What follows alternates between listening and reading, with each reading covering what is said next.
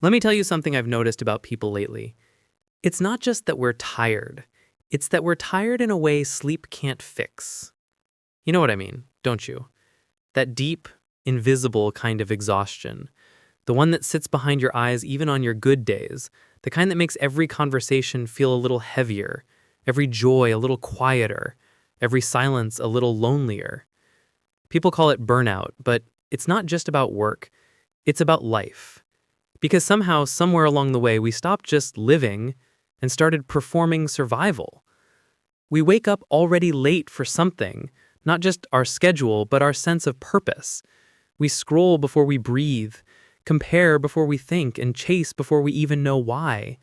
And we call it normal. We call it keeping up. But keeping up with what? With who? With the version of ourselves that never existed in the first place. That's the quiet crisis most people don't talk about. The psychological exhaustion of pretending to be okay while every cell in your body whispers that something's wrong. And it's not laziness, it's not weakness, it's overstimulation. Constant input, constant expectation, constant noise. We live in a world where everything is urgent, where every notification feels like a demand, and where silence, real silence, feels unnatural. But the human mind wasn't built for this much noise. Your nervous system was designed to notice the rustle of leaves, the warmth of a campfire, the sound of another heartbeat. Now it's processing thousands of digital signals a day, trying to find meaning in a stream of pixels. No wonder we're exhausted. We've become a species that's emotionally awake but spiritually sleep-deprived. You see, modern exhaustion isn't just about doing too much. It's about feeling too much, too fast, too often, with no room to digest it all. We feel everyone's opinions, everyone's pain, everyone's highlight reel. And somewhere in between, we lose track of our own pulse. Psychologists call it emotional bandwidth, the limit of how much input your brain can process before it starts to shut down. Most of us hit that limit years ago, but instead of slowing down, we drink more coffee, scroll a little longer, turn the volume up on everything but ourselves. Because silence has started to feel like failure.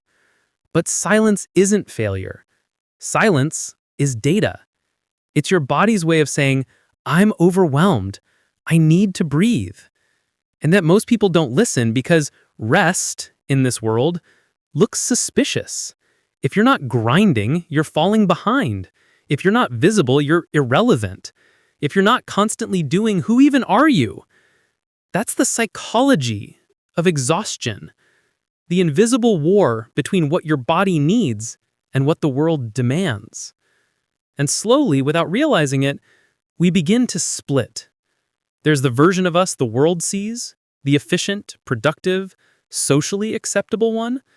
And then there's the version of us that lives quietly underneath, the one whispering, I miss me. We don't realize how fragmented we've become. We're constantly connected, but deeply disconnected from our own rhythm, our own curiosity, our own enoughness. And here's the thing about that kind of fatigue. You can't fix it by sleeping, because the exhaustion isn't in your muscles. It's in your mind's relationship to meaning. You're not just tired because you've done too much. You're tired because so much of what you do no longer feels like it matters. And your subconscious knows it.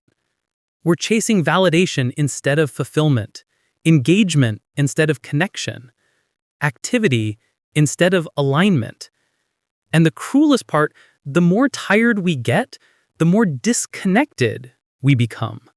And the more disconnected we feel, the harder we push ourselves to feel alive again. That's how people burn out, not just at work, but at being human. There's a quote I once heard that stuck with me. When you're exhausted, it's not rest you're craving. It's permission to be honest. Honest about how much it hurts to always be on. Honest about how lonely it feels to be surrounded by everything but meaning. Honest about how long it's been since you felt present. Because deep down, you know something's off. You can feel it when you wake up and your first thought is, I can't do another day of pretending. You can feel it when even your happiness feels rehearsed. You can feel it when you start confusing stillness with sadness, when rest feels wrong because your nervous system has forgotten what calm is supposed to feel like. That's modern exhaustion. Not just fatigue of the body, but fatigue of the self. The exhaustion of constant performance. The exhaustion of trying to hold it all together when your soul just wants to let go. The exhaustion of chasing an image of peace instead of living the truth of it. But here's the part no one tells you. Exhaustion isn't the end. It's a message. A quiet, urgent whisper from the deeper parts of you that says something has to change. Because the truth is, most people don't burn out because they're weak. They burn out because they've been strong for too long, in the wrong direction. They've built a life that looks fine on the outside but costs too much peace to maintain. And when you live like that long enough, your mind starts to rebel. Your emotions start to leak through the cracks. Your energy starts to collapse inward. And you start asking questions you used to avoid. Who am I without the busyness? Why do I feel so empty doing everything I'm supposed to love? That's the beginning of awakening. The uncomfortable, beautiful collapse of the false self. And maybe that's what exhaustion really is. Not a signal to stop, but a signal to return. To yourself, to meaning, to breath. Because there's a deeper layer beneath all this tiredness. A truth we've buried under productivity and perfection.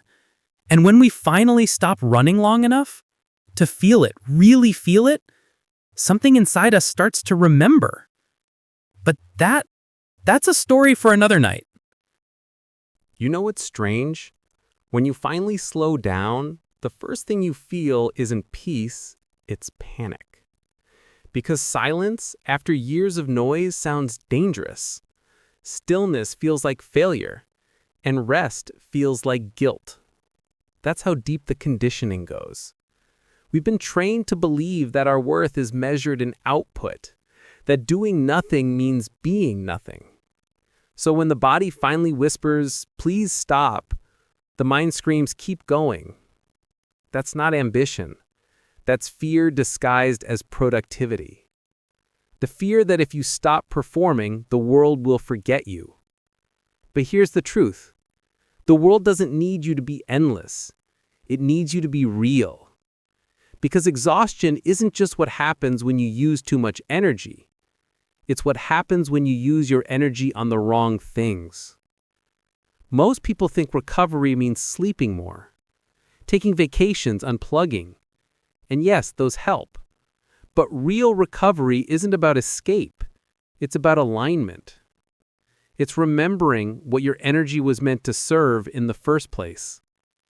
You're not tired because you're weak. You're tired because you've been trying to carry things that were never yours to hold. The expectations, the comparisons, the noise. You've been trying to prove what was never in question, your right to exist as you are. That's the quiet truth about healing from exhaustion. It's not about doing less, it's about doing what's true. Because tiredness fades when energy flows in the right direction, when what you do finally matches who you are.